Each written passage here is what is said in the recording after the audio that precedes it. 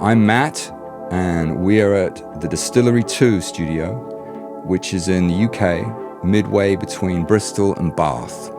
The studio opened sort of mid-2024. It was in build for a couple of years, and it was built from scratch, basically in an empty warehouse. So we had a pretty open brief as to what we could do, plenty of space. It's a multi-purpose facility. It's very hybrid in terms of vintage and modern workflows and equipment. We obviously have our main control room. We have our main live room, which is a 6.7 meter height, 127 square meter space. So it's pretty huge. And in that area, there's also a mezzanine floor with a bar and a kind of viewing platform, which is kind of interesting for things like events. We can have rehearsals, playbacks. Obviously, it's a recording space, so it's multi-purpose. We can do pretty much anything there. There's some office space upstairs, so if you need to be up there having meetings, making calls, anything else, that's there to use. There's obviously a kitchen area with a television lounge and catering facilities.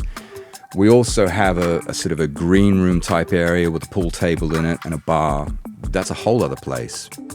So again, if you need to get out of the studio, there's plenty of spaces in the building to kind of escape that and do other things. We have the infrastructure to do whatever you really want to do. What makes our control room unique? The big factor is the Rupert Neve's design 5088, which is the centerpiece, I would say, of the whole studio. It really does pull the whole thing together. And it's got a bit of a wow factor as well. There's not a lot of them around where we are. And people who know what they're looking at definitely spy that first. And it's quite an impressive thing. For most of my career, I've had the privilege of using old vintage Neves.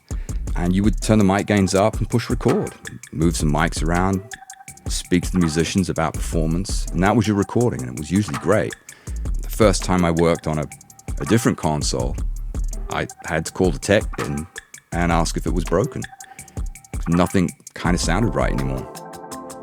The name Rupert Neve, to me, means quality. It means a sort of an assurance that what you're sitting in front of is going to give you what you want back. It's not a toy. It's a serious piece of equipment. Having that name on it is enough, really, to kind of know that if it's not sounding right, it's not the piece of gear. It's what's in front of the microphone that's kind of not right, and you've got to go and change that first. But after that, you're fine. So when the opportunity came up for a new console in our room, given the fact that we have essentially quite a large tracking room, it was the logical choice. It's a familiar layout, it's a familiar feel, and it absolutely gives you that sound as well. When you put a microphone into it, put it in front of something that sounds great, it sounds great in your control room. There's not a lot of work required. The console is doing the heavy lifting, much like the old vintage Neves. And I think that was quite a relief to us, because originally we did have an 8036, and the concern was that this may in some way be a modern variant of it and we're losing something, but we're not at all. We've actually got so much more than what we thought we were going to get out of it. I was completely blown away the first time I used it. It was one of those things where when the faders went up, the sound sort of leapt out of the monitors like I haven't heard for a very long time. And it was quite something. It sounds incredible. Well, we have another two consoles in the control room, keeping the 5088 company. We've got a 53 series broadcast Neve console, which is fantastic. It's a different flavor to the main console. That'll obviously give us more inputs or monitoring options if required, or just a slightly different sound. The other console we have sitting in there is an extremely rare UA610 console that we purchased from Mark Lynette, who has a collection of them.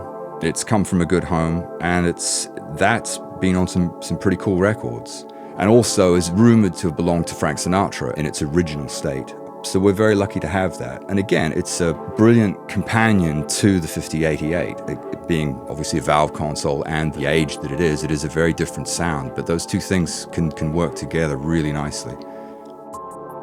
I think the reason why people would come to a big, large format studio is for the interaction.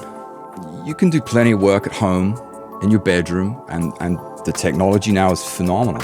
But it's that thing that happens when you get musicians in a room and they play together that you can't get. I mean, obviously a lot of things are done remotely and people collaborate on things, but still you're not generally getting that feel. You're not getting those happy accidents. And when you've got a space like that, especially with the equipment that we have in that studio, you get a certain thing that is impossible to get on a laptop when you're living in the world of an emulation. It's the real thing. That's what you're into. That's what it is.